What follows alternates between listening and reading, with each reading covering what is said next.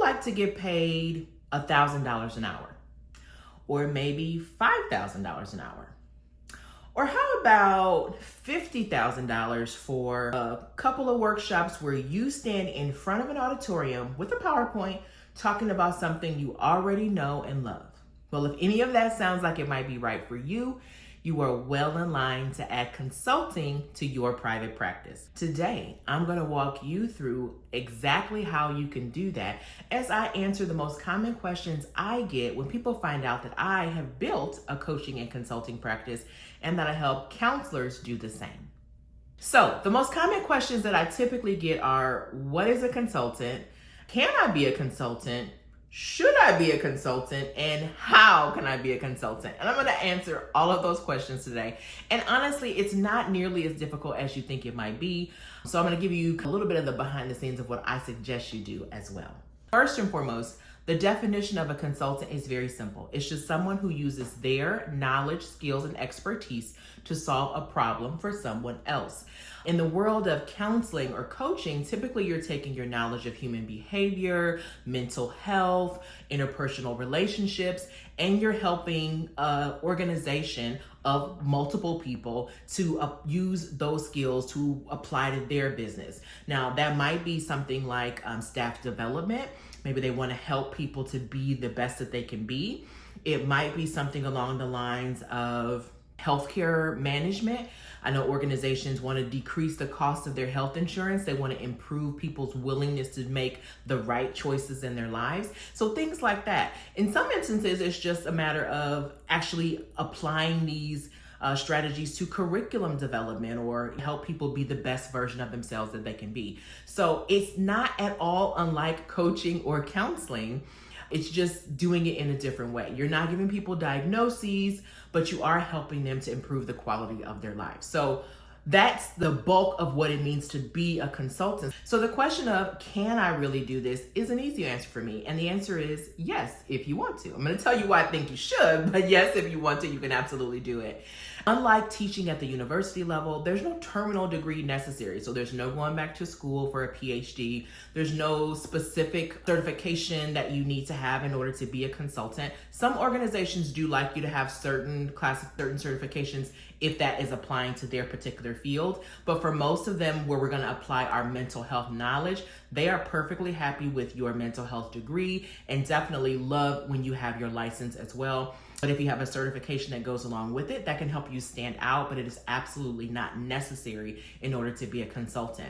What's key for can you do this is, can you, number one, strategically view people's problems and give them real solutions. So you've got to be a person who's insightful. You've got to be a person who can communicate well, and you've got to be a person who knows how to package your services into a really profitable way for you, but also a user-friendly approach for your audience. That might mean that you are pre-recording webinars for them or that you're delivering them live. So can you do this? The question I would ask you is, unless you have a phobia or a real fear or a real resistance to presenting to organizations, having one-on-one conversations or conversations with groups, there's no real reason why you couldn't do this. But there are lots and lots of reasons why you might want to, and that's what we'll talk about next. So to be honest, the should I question is probably the least I get out of the four that I mentioned here. And that's generally because by the time people come to me, either because they are curious about what I've done or because they want to become a client of mine so that I can help them do that for themselves, they generally know that they should be in this. But if you're on the fence about whether or not it'd be the good fit for you, or whether there's something about you that might make you not the right fit, what I would ask you is, are you married to the idea of working one-on-one, or are you open to the potential of working with groups? In general, consulting is going to be a mix of those. So you might be working one-on-one with the leadership, somebody in leadership or in the C-suite. More often than not, you are going to have some kind of one-to-many approaches. So that might be you in front of a webinar, or you in front of an office or a conference room where you're having a conversation with multiple people. If that's something that you're really resistant to, then I might say that might not be the best fit for you. But even then, there's other ways that you can make that work. So you can record your webinars and have them available. You can write curriculums and license those so that other people can deliver those workshops. So there's even options for that. The other reason I tend to encourage coaches and counselors to do this is because it allows you a little bit of variety in your day. You don't have to have the more in-depth conversations about diagnoses and histories that you would generally have in a one-on-one session. It also allows you to protect yourself from burnout because you can make more money in less time, which means you're spending less time delivering those direct services. And in many instances, the way that we package the services, you could have no one-on-one services involved at all. So it does make it a lot easier for you to scale and grow your practice, not only financially, but in terms of the impact that you're able to have. Now, the thing I love for people to understand is that so many organizations right now are hiring consultants and have been for decades. So while counseling practices haven't always veered into the corporate space, it is absolutely a space where you are needed and wanted. I don't care about the current administration in the United States that is against certain topics. Organizations are absolutely still paying for consultants if you can solve the problem that they have. So things like culture, teamwork, conflict resolution, so many areas where people are routinely hiring for consultants. So if you can position yourself to where you can offer them a strategy, you absolutely can get yourself paid. So the most common question is, how do I get started? Well, I'm going to tell you a little bit about how I got started in this industry, and then I'll tell you what I would suggest you do based on what I've learned along the way. So when I started my coaching business, I didn't really think about consulting as something that I would do. I really started my business to work directly one-on-one with parents, and then I pivoted when I realized that schools and youth serving organizations really loved what I had to say. So at that time I had one book. I ended up having another book that I wrote as well. And what I would do is they would buy the books, they would bring me in for a workshop to teach about the books, and then I would give my consulting services to give them feedback about how they could apply the strategies in the book to their daily lives. And so that's really the way that my consulting business got started.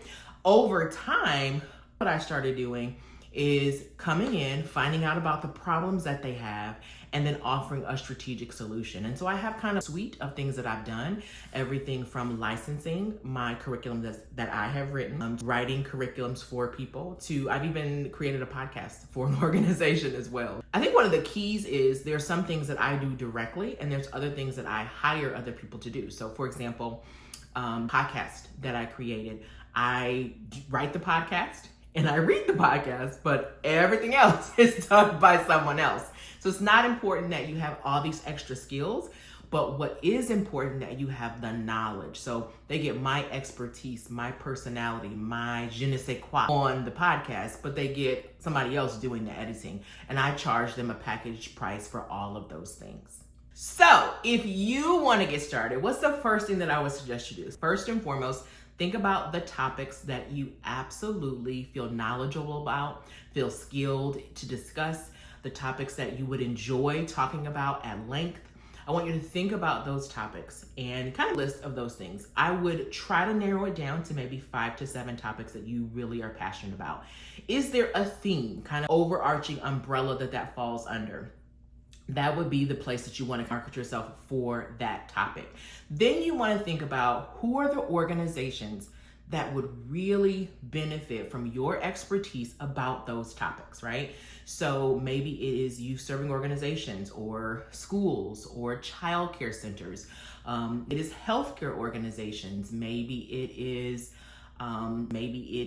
higher education organizations. It could be any number of organizations.